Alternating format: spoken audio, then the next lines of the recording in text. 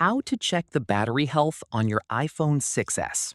This method also works on many other supported iPhone models running a compatible version of iOS. First, open the Settings app and tap Battery. Next, select Battery Health. Here, you'll see your maximum capacity, which shows how much charge your battery can hold compared to when it was brand new. If the percentage is close to 100%, your battery is in excellent condition. As the percentage decreases over time, you'll notice shorter battery life between charges. You'll also see a message about peak performance capability.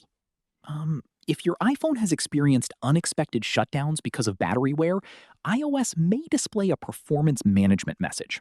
This helps prevent future shutdowns, but it can slightly reduce performance until the battery is replaced. If your battery health is significantly reduced or iOS recommends service, replacing the battery can improve both performance and battery life. That's it. You've successfully checked your iPhone's battery health. If this tutorial helped, don't forget to like this video and subscribe for more iPhone tips, battery guides, and easy iOS tutorials.